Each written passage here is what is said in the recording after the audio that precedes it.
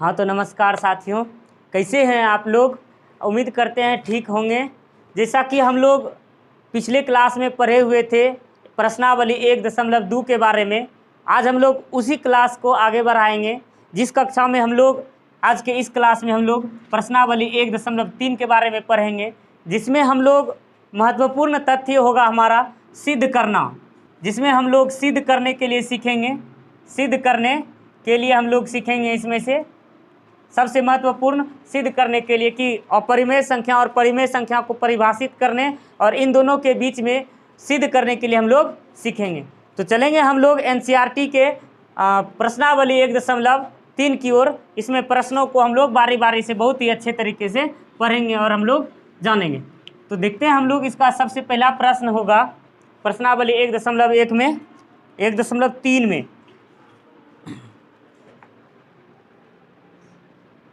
प्रश्न नंबर 1 में कहा गया है, सिद्ध करें कि √5 एक अपरिमेय संख्या है। सिद्ध करें कि √5 एक अपरिमेय संख्या है।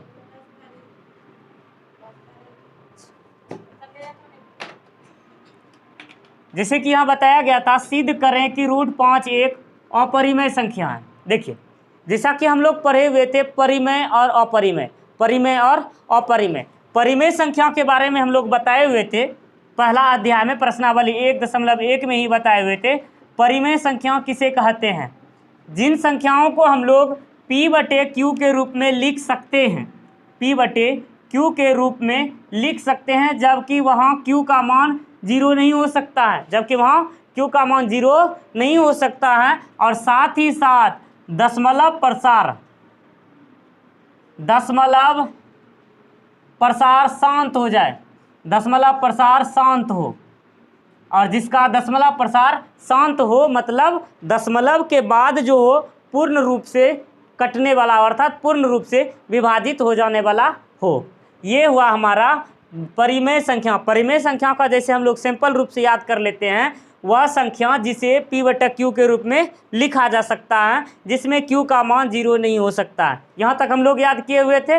लेकिन अगर मान लिया जाए √3, यहाँ √3 के बाद नीचे में 1 है, तो हम लोग तो माने हैं Q का मान 0 नहीं हो सकता है, मगर √3 के नीचे में 1 है, तो ये भी तो परिमेय संख्या हो सकते हैं। लेकिन ये परिमेय नहीं है, ये क्या है? अपरिमेय है। क्यों ऐसे? तो इसका जो दशमलव प्रसार होगा ना, इसका दशमलव प्रसार ये आसानी होगा, अर्थात दशमलव का बाद का जो डिजिट है ये लगातार निरंतर गति से चलता रहेगा, अर्थात पूर्ण रूप से विभाज्य नहीं होगा।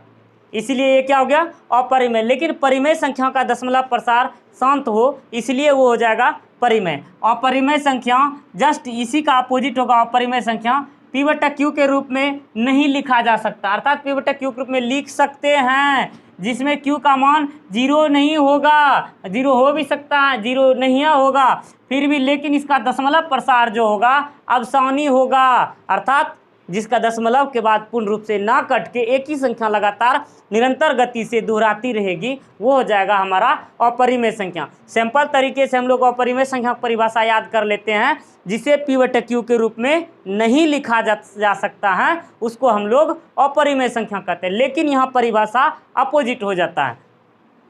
जैसे आप देखिए, √5 एक परिमेय संख्या यानी अपरिमेय संख्या है, इसको हमको सिद्ध करना है। सिद्ध करने के लिए करना क्या है? इसके अपोजिट मान लेंगे।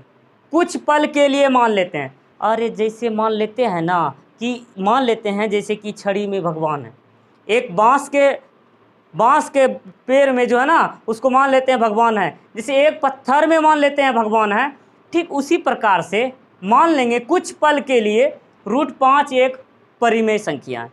कुछ पल के लिए मान लिया जाए, क्या कर लिया जाए? मान लिया जाए, ठीक है, मान लेते हैं।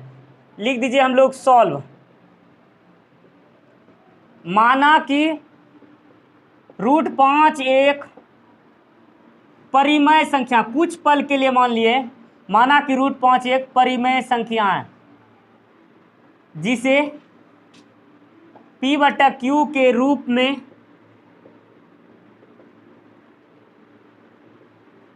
लिखा जा सकता है, जहां लिख देंगे यहां साइड में P तथा Q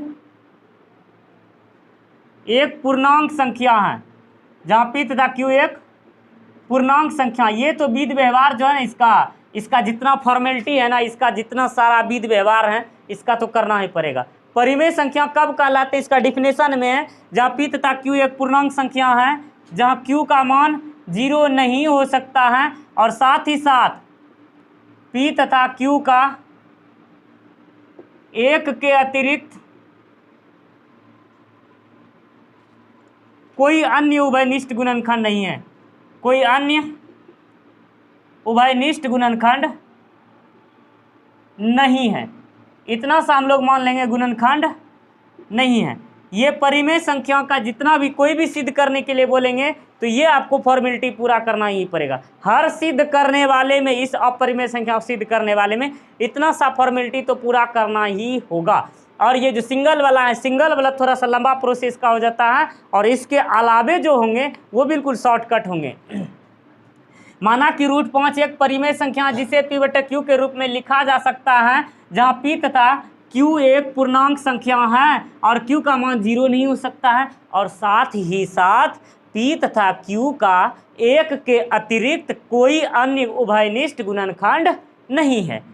जैसे कि इसमें बताया गया, चूंकि √5 बराबर लिख देंगे P/Q, जैसा कि हमने लिखा कि इसको P/Q के रूप में लिखा जा सकता है, इसलिए क्या लिख देंगे, √5 बराबर P/Q। आगे चल करके लिखेंगे हम लोग √5 का स्क्वायर बराबर P/Q का स्क्वायर, √5 का स्क्वायर बराबर P/Q का स्क्वायर। आगे करेंगे इसको 5 बराबर P²/Q स्क्वायर, या कर देंगे क्रॉस मल्टीप्लिकेशन 5Q² बराबर P², और यहाँ लिख देंगे या Q² बराबर P²/5, P²/5। ये हो जाएगा हमारा समीकरण फर्स्ट। यहाँ देख रहे हैं चूंकि 5 P² को विभाजित कर रहा है, चूंकि 5 P² को विभाजित करता है, इसलिए 5 P को भी विभाजित करेगा। इसलिए क्या करेगा, P 5 को भी विभाजित करेगा। यहाँ बताया गया कि Q² बराबर P²/5, तो ये जो है 5 P² को विभाजित कर रहा है। किसको विभाजित कर रहा है, P² को विभाजित कर रहा है, इसलिए P जो यानी 5 जो होगा ये P को भी विभाजित करेगा, P को भी क्या करेंगे, विभाजित करेंगे। इसलिए कुछ पल के लिए माना कि P बराबर 5 के, माना कि P बराबर 5 के, जहाँ के कोई पूर्णांक है, जहाँ के कोई पूर्णांक है। कुछ पल के लिए हम लोग मान लेंगे जहाँ के कोई पूर्णांक है, जहाँ के कोई पूर्णांक है, और आगे लिख देंगे समीकरण फर्स्ट में, समीकरण फर्स्ट में दिख रहा है नीचे तक, समीकरण फर्स्ट में P का मान रखने पर, समीकरण फर्स्ट में P का मान रखने पर, यहाँ लिख देंगे समीकरण फर्स्ट में P का मान रखने पर, जब फर्स्ट में P का मान रखेंगे Q² बराबर P²/5, यहाँ लिख देंगे Q² बराबर 5K का स्क्वायर/5। आगे लेकर हम इसको आगे इसको देख लेते हैं, इधर इसको यहाँ से आगे सवाल है यहाँ। फिर आगे देखेंगे Q² बराबर 5K², यहाँ इसलिए यहाँ लिख देंगे Q² बराबर 25K²/5, ये कट जाएंगे। 5 में लिख देंगे Q² बराबर 5K², या आगे लेकर चलेंगे K² बराबर Q²/5। समीकरण सेकेंड हो गया, समीकरण क्या हो गया, सेकेंड हो गया। यहाँ लिख देंगे समीकरण फर्स्ट तथा सेकेंड से ज्ञात होता है कि P तथा Q का, नहीं अभी एक स्टेप और लिखिए, चूंकि समीकरण सेकेंड में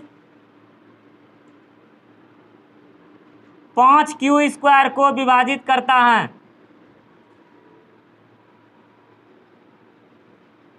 इसलिए 5q को भी विभाजित करेगा, 5 जो होगा q को भी विभाजित करेगा, समीकरण फर्स्ट तथा सेकेंड से ज्ञात हुआ कि p तथा q का अतिरिक्त एक के अतिरिक्त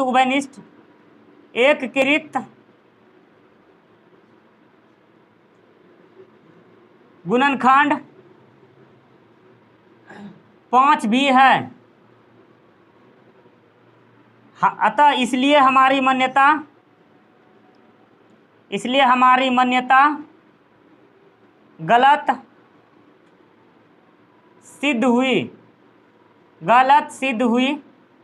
अतः √5 एक अपरिमेय संख्या ही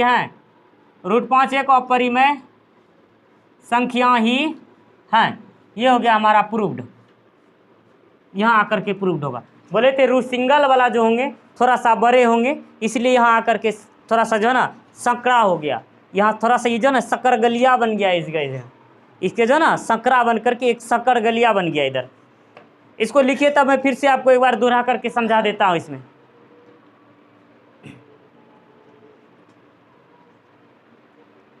लिख लिया ना?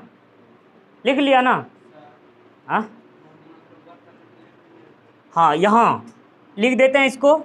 दोनों तरफ यहाँ छूट गया, दोनों तरफ वर्ग करने पर जो फॉर्मेलिटी पूरा कर रहे हैं उस फॉर्मेलिटी को लिख देते हैं। दोनों तरफ वर्ग करने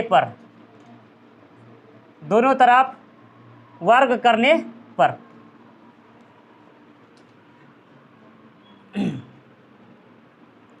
देखिए, अब इसको फिर से मैं समझा दे रहा हूं। सिद्ध करें कि √5 एक अपरिमेय संख्या है। कुछ पल के लिए, कुछ वक्त के लिए हम लोग इसको मान लेंगे √5 एक परिमेय संख्या। कुछ पल के लिए मान लिया जाए। अरे बाबा, मान लिया जाए ना। मान लेते हैं √5 एक परिमेय संख्या है जिसे p/q के रूप में लिखा जा सकता है। और परिमेय संख्या का ये जो नियम है, p और q एक पूर्णांक है, संख्या है, q का मान 0 नहीं हो सकता है। p तथा q का एक के अतिरिक्त कोई उभयनिष्ठ गुणनखंड नहीं है। लेकिन यहाँ आएंगे, इसलिए लिख देंगे क्या है कि माने हैं √5 बराबर p/q, यहाँ लिख दिए। दोनों तरफ वर्ग करने पर √5 का स्क्वायर 5 हो गया, p²/q²। क्रॉस द मल्टीप्लिकेशन कराने पर इसके नीचे में 1 है, 1 गुना p² 5q² बराबर p²। फिर देखेंगे q² बराबर, ये गुने से हैं, आगे चल करके ये भाग में आ जाएगा। भाग तो बट्टा में आता है, तो बट्टा में लिख दिए। यहाँ देखिए, बट्टा का मतलब होता है भाग। 5 p² को विभाजित कर रहा है, भाग दे रहा है। 5 p² को विभाजित कर रहा है, इसलिए 5 क्या करेगा, p को भी विभाजित कर देगा।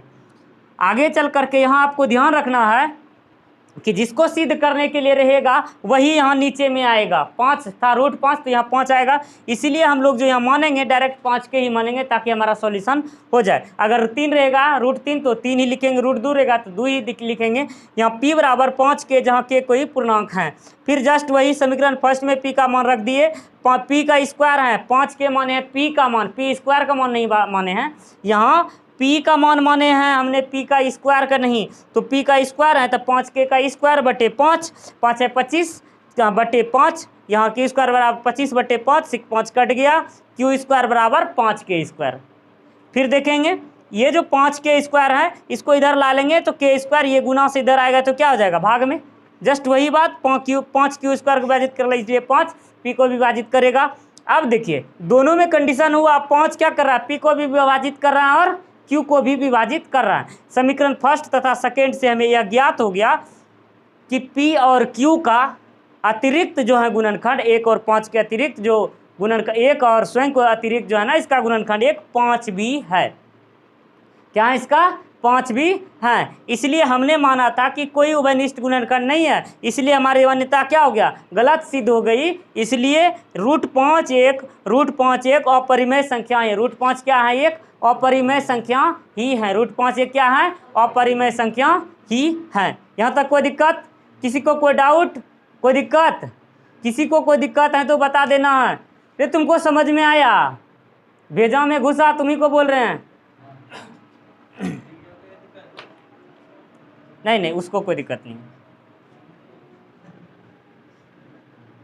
लिख लिए? चलिए अगला सवाल हम लोग देखते हैं इसमें।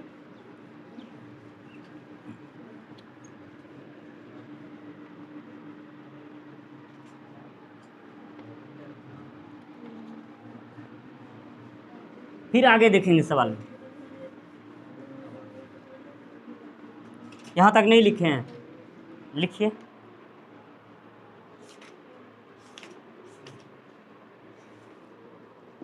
अब देखिए दूसरा सवाल है, सिद्ध कीजिए कि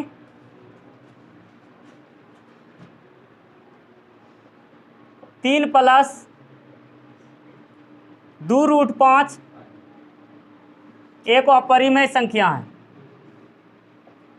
सिद्ध कीजिए कि 3 + 2√5 जो है एक अपरिमेय संख्या। देख बेटा सवाल ये कितना मस्त है। अब उतना इतना बड़ा सवाल नहीं आएगा। अब ये सवाल बहुत ही इजी बन जाएगा। ये उतना बड़ा अब सवाल नहीं होंगे ये।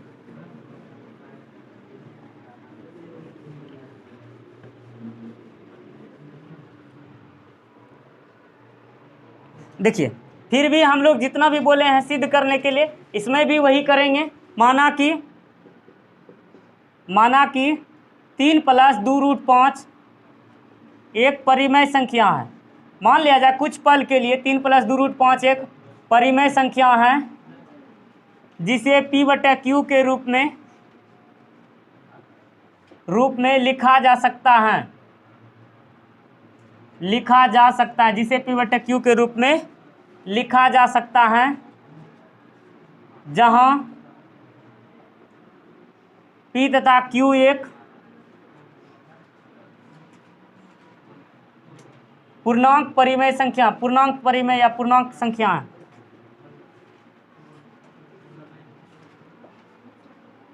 Q का मान 0 नहीं हो सकता है। P तथा Q का एक के अतिरिक्त कोई अन्य उभयनिष्ठ गुणनखंड नहीं है। गुणनखंड नहीं है। इसमें बताया गया कि इसका भी कोई उभयनिष्ठ गुणनखंड नहीं है, जिसलिए हम लोग लिख देंगे चूंकि 3 + 2√5 = P/Q। अब यहाँ थोड़ा सा कंडीशन देखिएगा, यहाँ +3 है, इसको अगर उधर लेकर ही चल जाएंगे तो कोई तकलीफ नहीं होनी चाहिए। P/Q ये 3 जो है इधर ये प्लस है, इधर आने के बाद हमारा माइनस हो जाएगा। इसके बटा में नहीं कुछ तो एक है। आगे चल करके यहाँ करेंगे इसका हम लोग भिन्न का जोड़ कर देंगे, भिन्न का घटाव। Q और 1 का एलसीएम Q हो जाएंगे। Q से Q 1 में मिला, P हो गया। 1 से Q बार में मिला, इसको 3³ हो जाएगा। आगे चल करके देखेंगे ये हमारा क्रॉस मल्टीप्लिकेशन करा सकते हैं, तो √5 = P - 3Q/2 गुने Q तो 2³ हो जाएगा। ये हो गया समीकरण फर्स्ट। इन बातों का यहाँ हमको फोकस करना पड़ेगा, ये गुना में है। जैसे कि हम लोग जानते हैं ये जो इक्वेशन इक्वल के पहले जब प्लस रहता है उधर माइनस, इधर माइनस रहता है तो उधर जा करके प्लस, इधर मल्टीप्लिकेशन रहता है तो उधर डिवाइड हो जाता है, और इधर डिवाइड रहता है तो उधर जा करके मल्टीप्लिकेशन हो जाता है। जस्ट इसका अपोजिट, जोड़ का उल्टा घटाव, घटाव का उल्टा जोड़, गुना का उल्टा भाग, भाग का उल्टा गुने हो जाता है। तो यहाँ जो था हमारा ये हमारा क्रॉस मल्टीप्लिकेशन होगा, वज्र गुणन होगा, तो ये जो ना आरे तिरछे में जो होंगे गुना हो जाएंगे, अर्थात इसके नीचे में 1 है, √2 गुने Q तो 2³ यहाँ √5 को बाहर करके रखे हुए हैं। अब यहाँ देखिएगा आगे चलने के बाद आगे बढ़ेंगे। अब देखिए चूंकि P तथा Q एक पूर्णांक संख्या माने हैं, चूंकि P तथा Q एक पूर्णांक संख्या है, इसलिए P - 3Q/2Q भी एक पूर्णांक परिमेय संख्या होगी।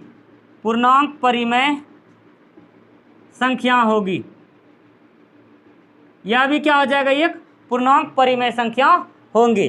चूंकि P तथा Q एक पूर्णांक संख्या, इसलिए P - 3Q/2Q भी एक क्या हो गए, पूर्णांक परिमेय संख्या होगी। अब देखिए इस समीकरण फर्स्ट, समीकरण ये फर्स्ट, ये होता हमारा LHS, ये हो गया RHS, ये हमारा लेफ्ट हैंड, ये राइट हैंड, ये हमारा लेफ्ट हैंड, ये हो गया राइट हैंड। LHS मतलब हुआ लेफ्ट हैंड साइड, यहाँ देखेंगे LHS लेफ्ट हैंड साइड अर्थात बायां पक्ष। समीकरण फर्स्ट का LHS अभी हम जस्ट ही सिद्ध किए हुए थे।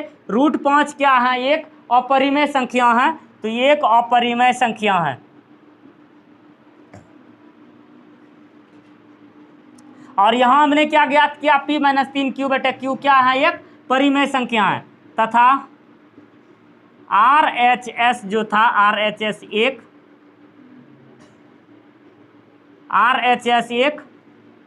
परिमेय संख्या है। RHS एक परिमेय संख्या है। चूंकि अपरिमेय संख्या बराबर नोट परिमेय संख्या बराबर नोट परिमेय संख्या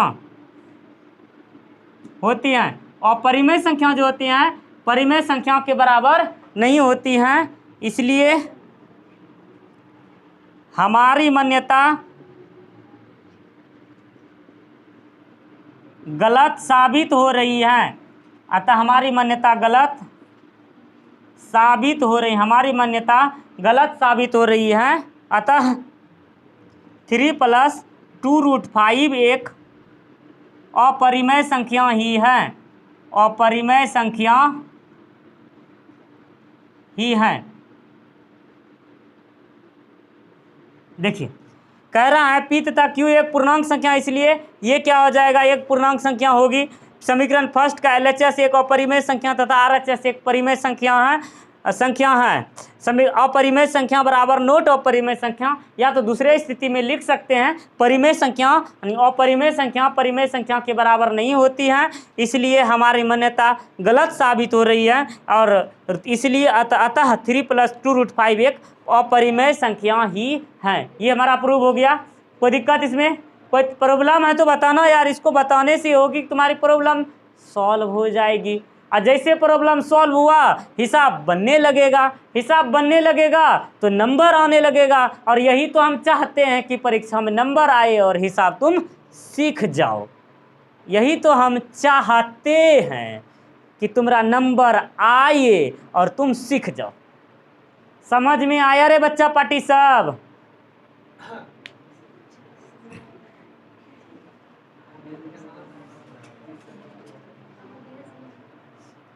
मेरे नन्हे मुन्ने बच्चे एवं बच्चियों, समझ में आए? का हो?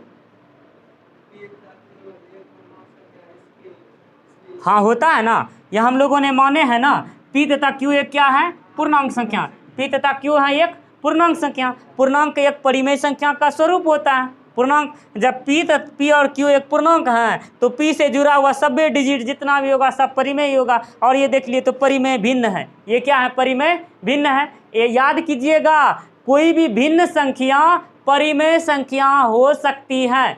कोई भी भिन्न संख्या परिमेय संख्या हो सकती है, लेकिन सभी परिमेय संख्या भिन्न संख्या नहीं हो सकती हैं। यहाँ तो अंश बटे हर के स्वरूप में है, यहाँ अंश बटे हर के स्वरूप में है। जैसे कि हम लोग थ्योरी में पढ़े हुए थे कि कोई भी भिन्न संख्या परिमेय संख्या के फॉर्म में कहलाती हैं, जबकि सभी परिमेय संख्या भिन्न संख्या नहीं कहलाती हैं। तो यहाँ जब भिन्न है तो भिन्न एक पूर्णांक परिमेय संख्या हो गया। इसीलिए क्या है यहाँ LHS और RHS। यहाँ तक समझ में आ गई? कोई डाउट है तो बताएंगे, इसको डाउट क्लियर हो जाना चाहिए, ताकि जो ना आगे सवाल बन सके और परीक्षा में अच्छे अंक से प्राप्त कर सके और इसको समझ सके। लिख लिए यहाँ तक? अगर तकलीफ हो तो बताइएगा, इसको देख लेंगे, इसका प्रॉब्लम सारा सॉल्व कर लेंगे। आगे हम लोग देखते हैं इसके अगले सवाल में। अब देखिए 2 नंबर हो चुके हैं, तीसरे नंबर में आएंगे।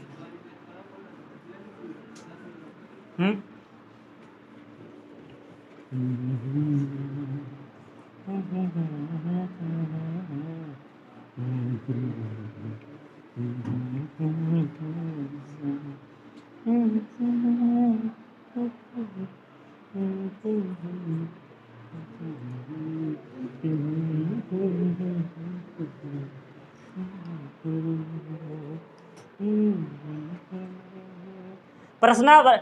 नंबर 3 में कहना चाहता, प्रश्न नंबर 3 में यहाँ कहेंगे सिद्ध करें कि यानी सिद्ध कीजिए कि निम्नलिखित संख्याएं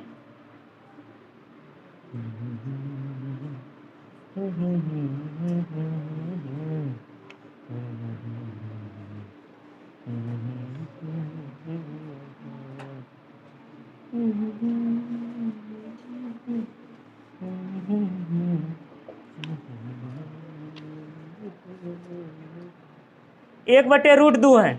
ये आपको बताना सिद्ध करके कि बताइए ये अपरिमेय संख्या हैं, अपरिमेय संख्या हैं। तो देख लेंगे इसको हम लोग, कोई बात नहीं है, फिकर नहीं करना है।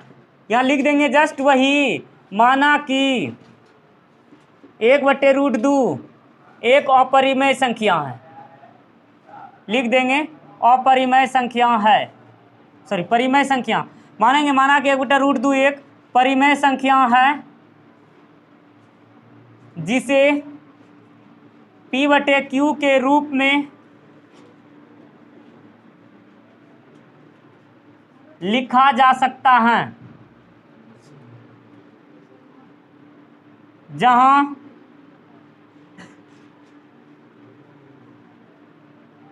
P तथा Q एक पूर्णांक संख्या है। Q का मान 0 नहीं हो सकता है।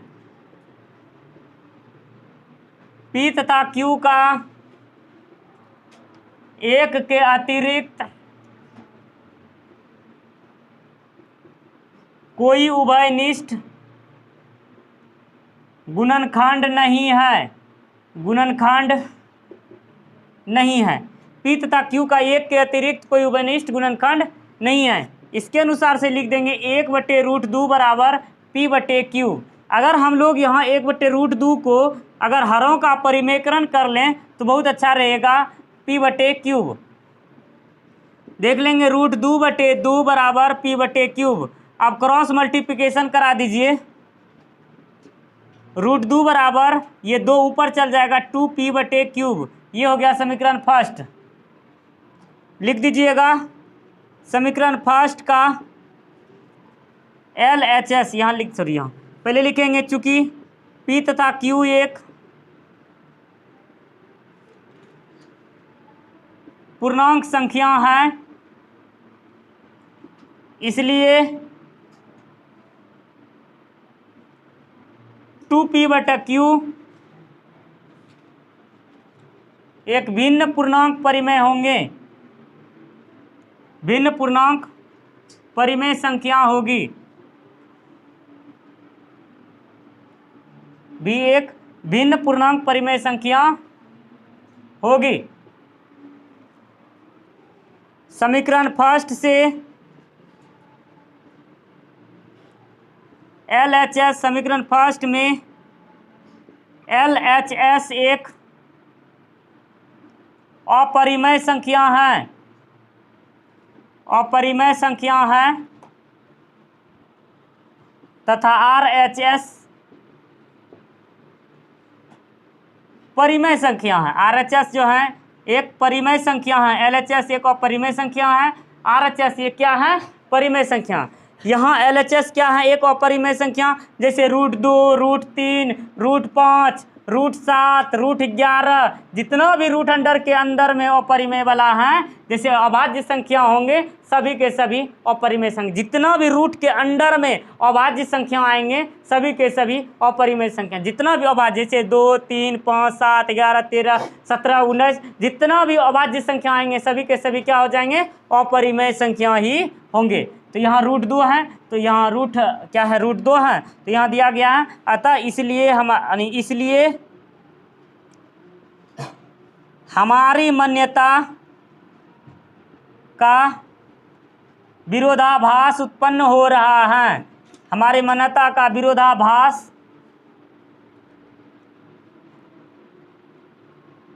उत्पन्न हो रहा, हमारी मान्यता का विरोधाभास उत्पन्न हो रहा है। अतः 1/√2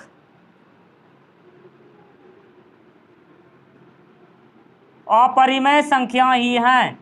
अतः √2 एक अपरिमेय संख्या ही हैं। ये हो गया प्रूव्ड।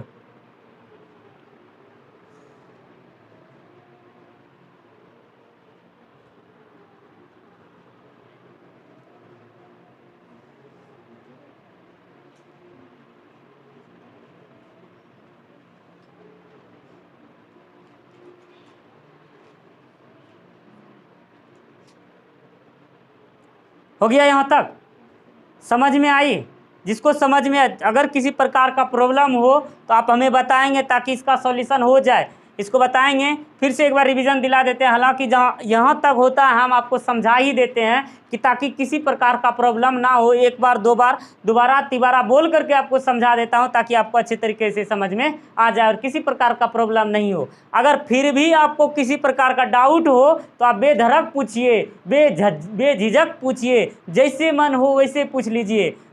तो आप लोग इसको पूछेंगे कि यहाँ जो बताया गया था, यहाँ आपको जैसे भी ये वाला दिया रहेगा, हरों का परिमेयकरण हम लोग कर लेंगे। कोई भी डिजिट देगा इस तरह से बटा वाले में, अगर हरों का परिमेयकरण हम लोगों को करने वाला, तो सबसे पहले हरों का परिमेयकरण कर लेंगे तो इजी तौर पर हमारा ये बन जाएंगे। कोई डाउट? चलते हम लोग अगले सवाल में। इसका इसी में है दूसरे नंबर में 7√5 देख लेंगे हम लोग। इसको साफ कर देते हैं, इसको मिटा देते हैं, यहाँ तक इसको भी मिटा देते हैं। माना कि यहाँ 7√5 है, 7√5 दिया हुआ है, बाकी बात सब चीज़ रहने दीजिए, जस्ट सेम टू सेम रहने दीजिए। यहाँ आगे देख लेंगे क्या होता है। इसको मिटा देंगे,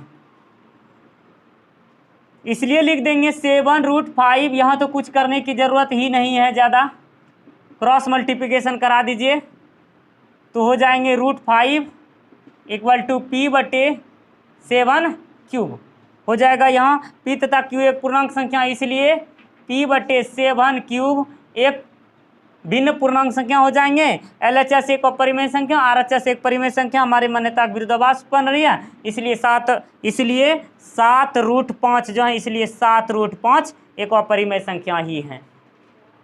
हो गया यहाँ तक? देखिए तो क्या है, 7√5 के बारे में बोला दूसरा नंबर में। 7√5 एक अपरिमेय संख्या, इसको सिद्ध कीजिए, तो कर दिया ना सिद्ध। 7√5 दिया था, माना कि 7√5 एक परिमेय संख्या जिसको p/q के रूप में लिखा जा सकता है। अरे फलनमा चिल्लमा के रूप में लिख दिए यहाँ p/q, ये जो रूप में ये पूर्णांक संख्या है, q का मान 0 नहीं हो सकता। ये तो जिंदगी भर लिखना ही पड़ेगा इस साथ में, ये फॉर्मेलिटी पूरा करना ही पड़ेगा। इस फॉर्मेलिटी को जो लिखना है लिखना ही होगा। उसके बाद इसको क्रॉस मल्टीप्लिकेशन करा देंगे, √5 = p/7³ ये दिया गया है। p तथा q एक पूर्णांक संख्या, इसलिए ये दिया हुआ है। और LHS एक यहाँ √5 एक अपरिमेय संख्या हो गया, RHS एक भिन्न परिमेय संख्या, यानी RHS एक परिमेय संख्या हो गया। हमारी मान्यता का क्या हो गया यहाँ विरुद्ध, क्योंकि हमने माना है कि यहाँ परिमेय संख्या है और यहाँ क्या अपरिमेय संख्या। और यहाँ एक चीज़ छूटा हुआ था हमारा कि यहाँ विरोध उत्पन्न हो रहा है, क्योंकि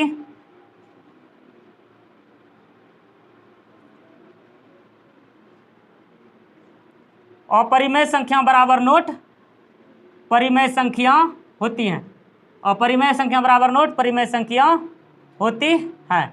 परिमेय संख्या और अपरिमेय संख्या क्या सकते हैं, बराबर नहीं होती हैं, क्योंकि उसमें छूटा था, क्योंकि अपरिमेय संख्या बराबर नोट परिमेय संख्या होती हैं, इसलिए हमारी मान्यता गलत हो गया। और 7√5 एक अपरिमेय संख्या ही है।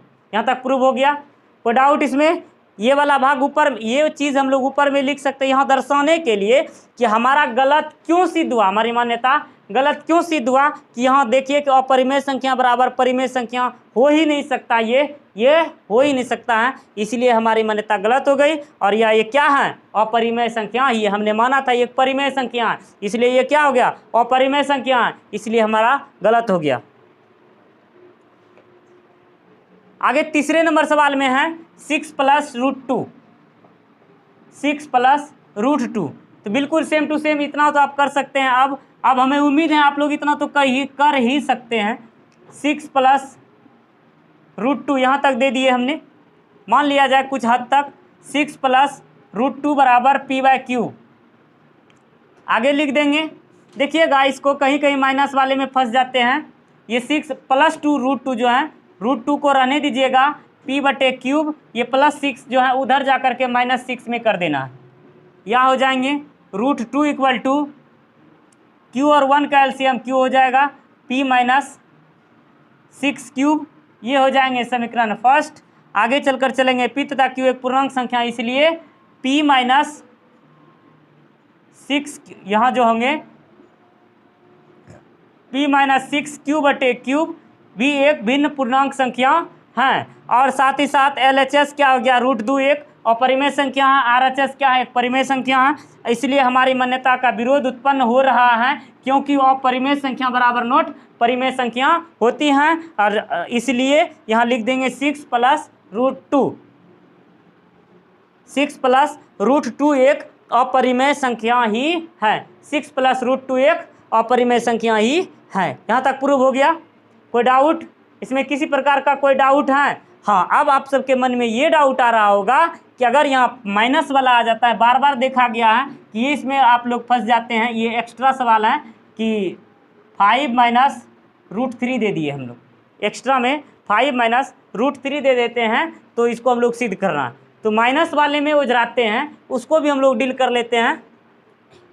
लिख लिए इसको, समझ में आ गया? समझ में आ रही हैं सबको ना?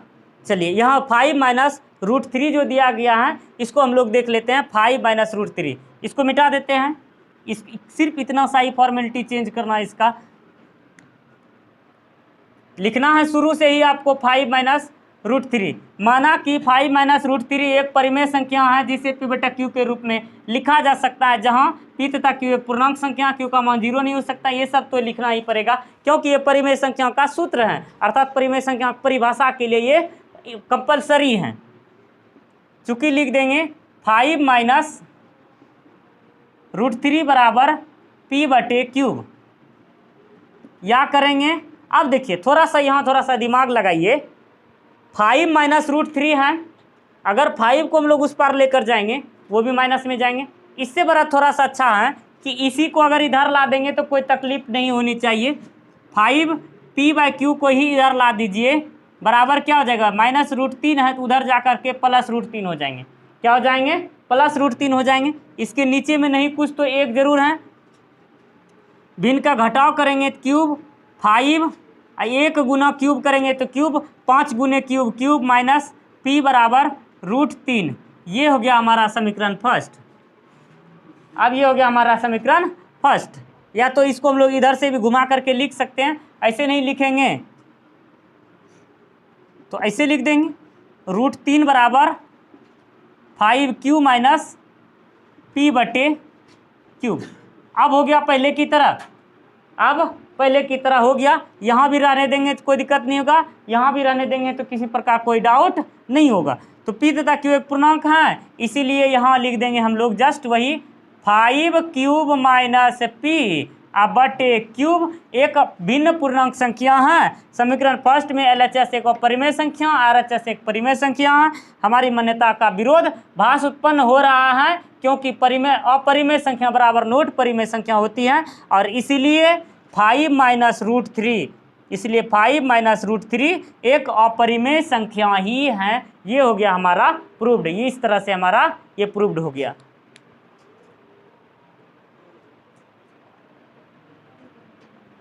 कोई डाउट इसमें? इस तरह से हमने इस क्लास में, कोई डाउट है तो बता देना। इस तरह से हमारा ये चैप्टर खत्म हो जाता है 1.3 का सारा सवाल। अब आप इसके अलावे रिवीजन के लिए मैंने बताया हुआ था, आप लोग केसी सिन्हा बुक ले लेंगे तो उससे बहुत ज़्यादा आपको रिविजनेबल सवाल होंगे। इसके आगे अलावे आप RD शर्मा, उससे भी ज़्यादा आपके पास टाइम है, RD शर्मा का बुक लेंगे, RD शर्मा। इससे ज़्यादा आप इतना में ही आप गणित के विद्वान बन जाएंगे इस कक्षा के लिए। या तो केसी सिन्हा, RD शर्मा से थोड़ा, RD शर्मा में थोड़ा सा एक ही सवाल को बहुत ज़्यादा बार खींचा गया है, लेकिन केसी सिन्हा बहुत ज़्यादा बेटर बुक रहेगा आप सबके लिए, रिवीजन के लिए बहुत ही ज़्यादा इंपॉर्टेंट। और RD शर्मा भी बहुत ही ज़्यादा अच्छे ही हैं। तो दोनों में से आप कोई भी चूज कर सकते हैं, केसी सिन्हा हो या आर.डी. शर्मा हो, दोनों बुक्स को आप फॉलो कर सकते हैं। आप दोनों बना लीजिए और बेटर हो जाएंगे। इस क्लास में इस तरह से हमने सिद्ध करने के बारे में और अपरिमेय संख्या और परिमेय संख्याओं के बारे में हमने जाना और पढ़ा और समझा। हमें उम्मीद है आप लोगों को यह क्लास बहुत ही अच्छी लगी होगी और आप सबको अच्छे तरीके से समझ में आ गए होंगे। तो आज के क्लास के लिए बस इतना ही। फिर मिलते हैं हम लोग अगले नेक्स्ट क्लास में नेक्स्ट चैप्टर और नेक्स्ट टॉपिक के साथ, एक नए एनर्जी के साथ। तब तक के लिए जय हिंद, जय भारत, बेस्ट ऑफ लक।